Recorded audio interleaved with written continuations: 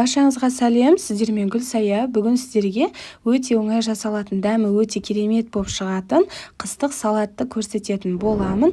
Бұл салатты біз қиярдан жасаймыз. Міндетті түрде жасап көріңіздер. Сіздерге ұнайды деген сенімдемін. Видеоны соңына дейін қараңыздар. Сіздерге салатымызға қандай құрам қажет болады, соны көрсетемін. Бізге осындай қызыл, ешқандай да езілмеген, шірімеген, бүлінбеген қызанақтар қажет болады. Және де қиярымыздың екі жағын кесіп, алдын ала жарты сағатқа салқын суға салып қоятын боламыз. Және де сұйық майымызды, қантымызды, тұзымызды, сарымсақ және лава жапырағын, қара бұршымызды барлығын осылай алдын ала салып дайындап алатын боламыз.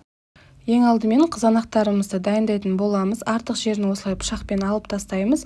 Егер де сізде массировка болатын болса, массировкаға өтетіндей қылып кессеңіздер болады. Менде массировка болмағандықтан мен қазір блендермен езетін боламын. Барлығын осылай алдын ала турап дайындап алатын боламыз. Помидорымызды турап болғаннан кейін банкілерімізді осылай су моншасына қойып аламыз. Егер де сізде бұндай арнайы темір болмаса, мантаваркаге барлық банкілеріңізді су моншасына қойып алсаңыздар да болады. Мен барлық помидорларды турап алдым. Осылай екі бөлікке бөлген маған жеткілікті. Себебі менің блендерім, яғни үлкен болғандықтан екі бөлікке бөлдім. Егер де сізде массировка болатын болса, төртке бөлуіңіз қажет болады. Видеода көріп тұрғандарыңыздай өте аз уақыттың ішінде помидорларымызды үшке немесе төртке бөліп езіп алатын боламын. Құрметті менің көрерменім, маған әлі тіркелмеген болсаңыз, менің каналыма тіркеліп қоңырауша белгісін басып қойыңыз. Алдағы уақытта неше түрлі оңай әрі тез жасалатын рецепттермен бөлісетін боламын. Дәл осы видеоның астында описание бөлімінде барлық рецепті толықтай граммымен қалдыратын боламын. Сол жерден қарай аласыздар. Барлық помидорларымызды блендерден өткізіп болғаннан кейін газдың астына өте жай қойып помидорларымызды қайнататын боламыз.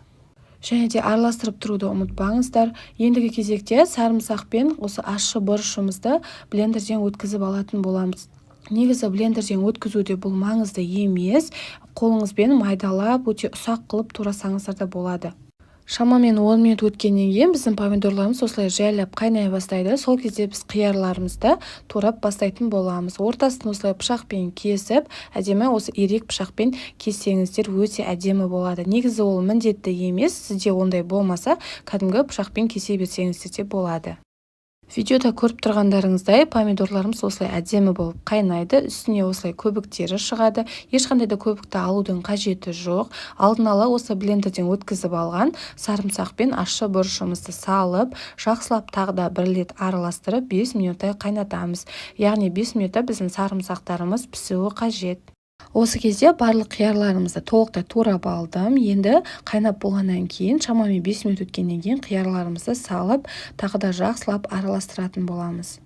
Негізінде, егер де сіз тәтті бұрышты жақсы көрсеңіз, қиярдың қасына қосуыңызға болады. Бірақ та мен олай жасаған жоқпын. Қиярды салғаннан кейін осылай көлемі шамалы үлкейетін болады. Тағы да бір жақсылап қайнатып аламыз. Және де дәміне қарай тұзымызды қосамыз. Және де қантымызды қосатын боламыз. Міндетті түрде өзіңіздің жасап жатқан салатыңызға қарап, дәміне қарап қосыңыздар. Бұл салатқа ешқандай да су қоспайсыздар, өте дәмді болып шығады. Және де қара бұрыштары шамамен 15-20 штугын салсаңыз жеткілікті. Осы лава жапырағын және де ең соңында осы сұйық майымызды құятын боламыз. Жасап жатырған салатымызды барлығы қолжетімді заттардан жасалады, үйдегі бар қарапайым заттардан жасалады. Сондықтан міндетті түрде жасап көріңіздер. Ең соңында осылай уксусымызды құятын боламыз. Төменде описание бөлімінде айтқанымдай барлығын жазып кеттім. Тағы да бір кішкене қайнатып аламыз да үстіне зеленді салатын боламыз. Өзіңіз қалаған кинза, укроп, базилик салсаңыздар да болады.